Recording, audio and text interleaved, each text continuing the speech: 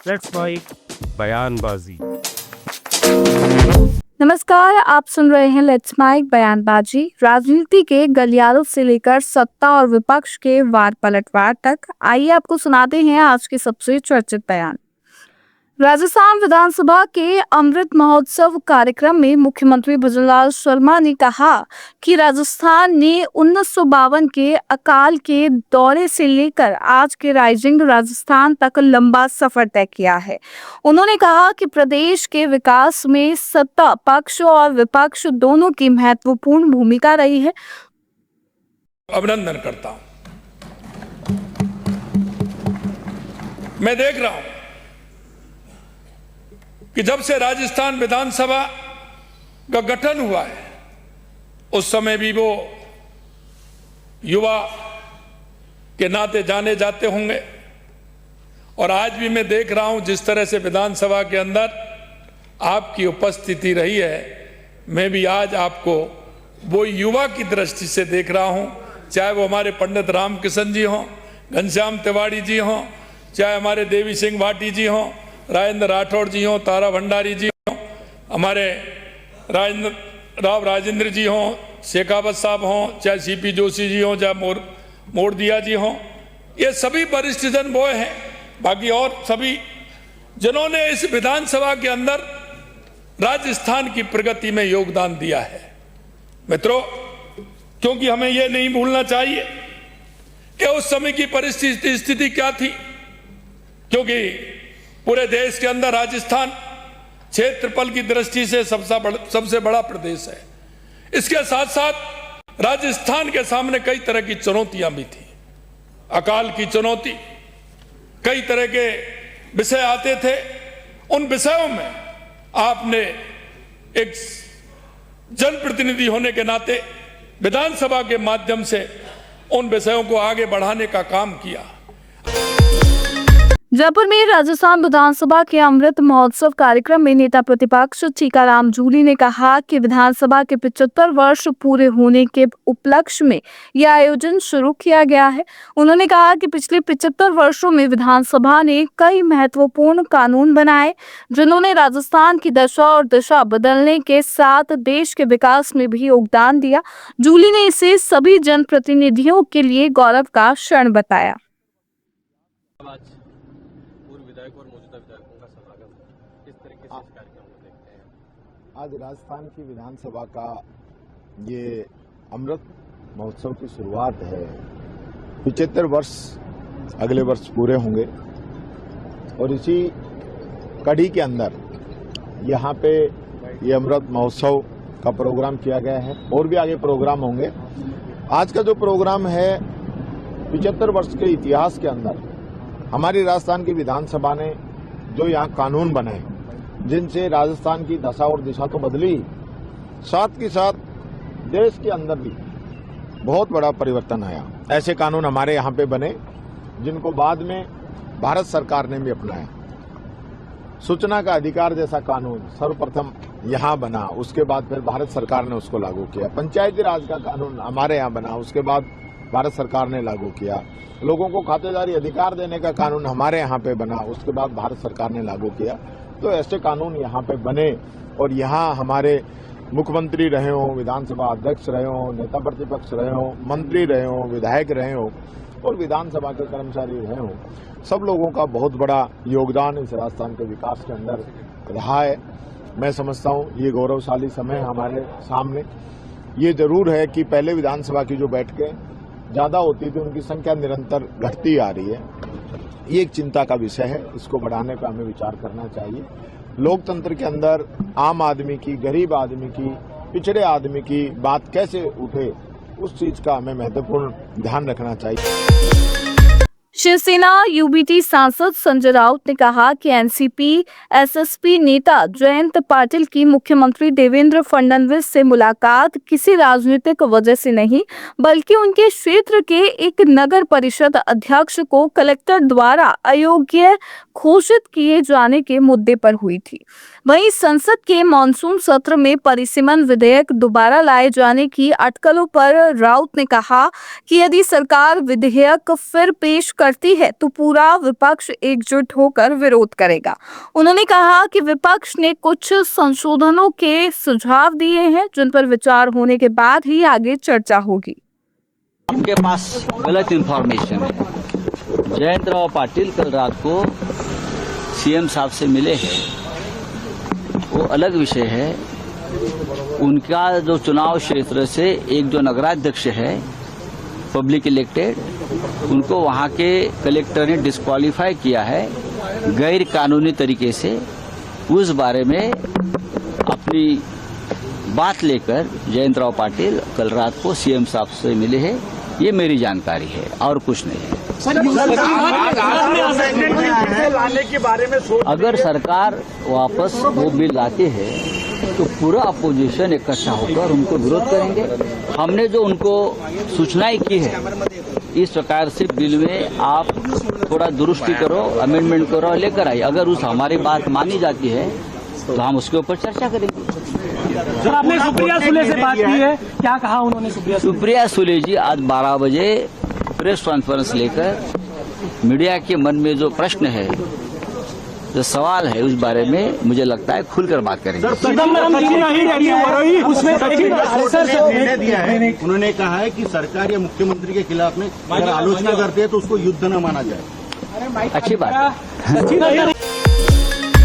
कोलकाता में पश्चिम बंगाल सरकार के मंत्री दिलीप घोष ने तृणमूल कांग्रेस पर निशाना साधते हुए कहा कि पार्टी के कई नेता भ्रष्टाचार के मामलों में लिप्त हैं।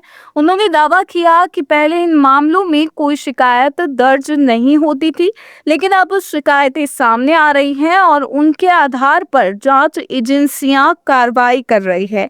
दिलीप घोष ने कहा कि कानून अपना काम कर रहा है और जांच प्रक्रिया जारी है। नहीं, देखिए, ऐसे बहुत सारा टीएमसी के लीडर हैं जिन्होंने भ्रष्टाचार में लिप्त है और अनसोशल एक्टिविटी में लिप्त हैं। अभियोग कोई नहीं करता था, अभी अभियोग हो रहा है तो उसका इंक्वायरी भी हो रही है। पुलिस का काम है इसको जांच करना कि सही है कि गलत है।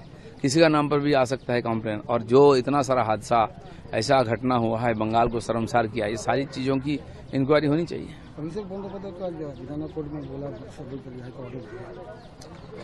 नहीं, कोर्ट में जाएंगे नहीं जाएंगे अभिषेक बनर्जी, ये खबर होता है?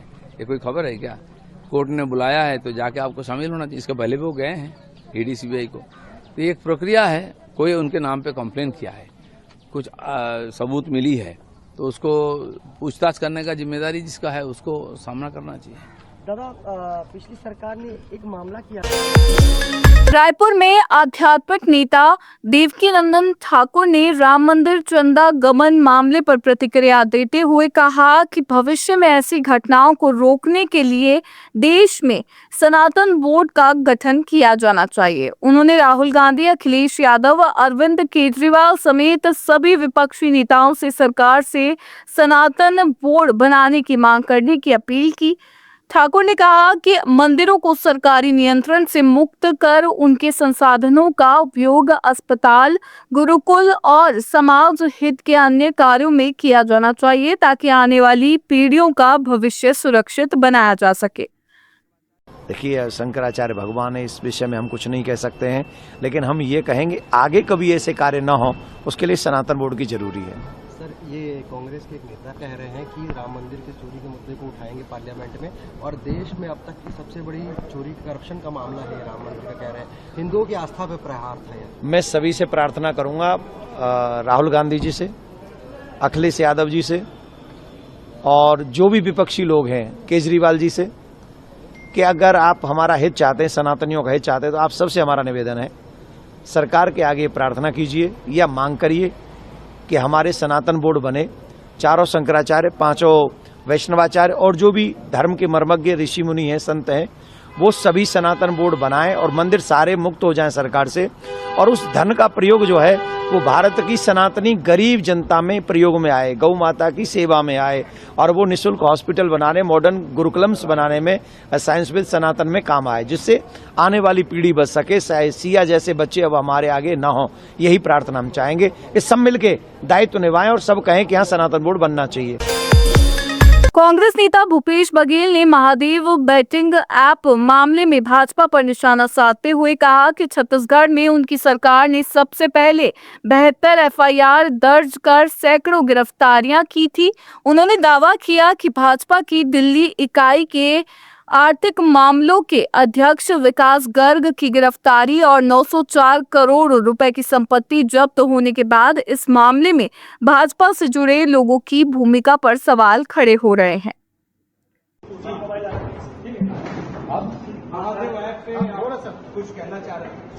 महादेव ऐप में पहली कार्रवाई छत्तीसगढ़ में हुई। करीब 72 एफआईआर हुए, सैकड़ों लोग गिरफ्तार हुए, हजारों बैंक खाते सीज किए गए, गैजेट, लैपटॉप भी जब्त किए गए और अनेक प्रदेशों में जाकर कार्रवाई की गई। तब केंद्र में बैठे हुए सरकार ने हम लोगों पर आरोप लगाया कि महादेव सट्टा पर को संरक्षण देने का काम। और अब जो खबर आई है, भारतीय जनता पार्टी दिल्ली इकाई के इकोनॉमिक अफेयर के जो चेयरमैन हैं विकास गर्ग, वो पकड़ा गया है महादेव ऐप में और 904 करोड़ के संपत्ति जब्त की गई। ये इशारा कर रहा है कि हम लोग बार बार कहते थे कि महादेव ऐप बंद क्यों नहीं हो रहा, क्योंकि इसे ऐप बंद करने की जिम्मेदारी भारत सरकार की है। केंद्रीय गृह मंत्री अमित शाह से मुलाकात के बाद महाराष्ट्र के डिप्टी सीएम एकनाथ शिंदे ने कहा कि बैठक में उनके साथ 6 सांसद मौजूद थे। उन्होंने बताया कि चर्चा सांसदों के निर्वाचन क्षेत्रों में चल रहे विकास कार्यों को लेकर हुई। वहीं संसद के मॉनसून सत्र को लेकर शिंदे ने कहा कि बारिश के साथ सत्र भी अच्छा रहेगा। सदिच्छा भेंट थी और अमित भाई के साथ हमारे 6 सांसद थे, उनकी बैठक हुई है। सदिच्छा भेंट थी और उनके चुनाव क्षेत्र के विकास कार्यों के बारे में चर्चा। मॉनसून सत्र फ्रूटफुल रहेगा सर, मॉनसून सत्र अच्छा रहेगा संसद का। मानसून सत्र तो अच्छा है, मानसून अच्छा। आज बारिश गिरा है, अच्छी शुरुआत हुई है दिल्ली में। ठीक है। कांग्रेस नेता सचिन पायलट ने उदयपुर में आयोजित कार्यक्रम के दौरान कहा कि कांग्रेस का लक्ष्य भाजपा सरकार को जनता के सामने उजागर करना है। उन्होंने दावा किया कि 2.5 साल बाद राजस्थान में कांग्रेस प्रचंड बहुमत के साथ सरकार बनाएगी। पायलट ने कहा कि इसी लक्ष्य को लेकर कांग्रेस कार्यकर्ता लगातार काम कर रहे हैं। कांग्रेस के परिवार के तमाम सदस्य, छोटे बड़े, वर्तमान भूतपूर्व जो पदों पर रहे नहीं रहे, आज हमारा एक ही हमारा लक्ष्य है कि बीजेपी सरकार को एक्सपोज करना और 2.5 साल के बाद प्रचंड बहुमत के साथ राजस्थान में कांग्रेस की सरकार बनाना। इस मूल मंत्र को लेकर पूरा हमारा कांग्रेस परिवार काम कर रहा है और कांग्रेस राजस्थान में अच्छा काम कर रही है। देश में राहुल जी खड़गे जी अच्छा काम कर रहे हैं और मुझे कोई संकोच नहीं कहते हुए कि 2.5 साल के बाद जनता बस इंतजार कर रही है कब मौका आए और कब सरकार कांग्रेस की बने। भीलवाड़ा में महात्मा गांधी अस्पताल में 4 प्रसूताओं समेत 5 महिलाओं की मौत के मामले के बाद चिकित्सा एवं स्वास्थ्य मंत्री गजेंद्र सिंह खीरसर मंगलवार को भीलवाड़ा पहुंचे। उन्होंने अस्पताल का निरीक्षण कर मातृ एवं शिशु वार्ड, ओटी और आईसीयू समेत विभिन्न व्यवस्थाओं का जायजा लिया। इसके बाद मंत्री ने मेडिकल अधिकारियों के साथ बैठक कर मौत से जुड़े कारणों और व्यवस्थाओं को लेकर चर्चा की और मीडिया से बातचीत में उन्होंने मामले को लेकर जानकारी दी। तीनों घटनाओं पे क्या कहना चाहते हैं? देखिए, ऐसा है कि हमारी जयपुर से एक टीम आई, उन्होंने जांच करी। सेकंड, हमारे सीनियर लोग और राजस्थान के आए। अब मैं भी आया, यहाँ पर कलेक्टर साहब भी यहीं पे है। हमने सब चीज़ों की जांच की है और मैंने कुछ दस्तावेज की मांग करी है, जैसे ओटी थिएटर जो है उसका मतलब कब शट डाउन किया और उसका कल्चर कब लिया। वो ओटी थिएटर में कोई डिलीवरी नहीं हुई थी तो उसको तो आप छोड़ दीजिए, उसको क्लोज कर दिया था। और कुछ डॉक्यूमेंटेशन और हमने मंगाया है और बांसवाड़ा में आज जा रहा हूँ। बांसवाड़ा के अंदर भी कल करके फिर इसका करके आपको पीआरओ के थ्रू, कलेक्टर साहब के थ्रू हम आपको पूरा रिपोर्ट दे देंगे। एक बार हमें पूरे रूट तक पहुंचने तो फिर आपको सही रिपोर्ट आप सुन रहे थे let's mind more than radio. Follow कीजिए हमें हमारे सोशल मीडिया प्लेटफॉर्म्स पर।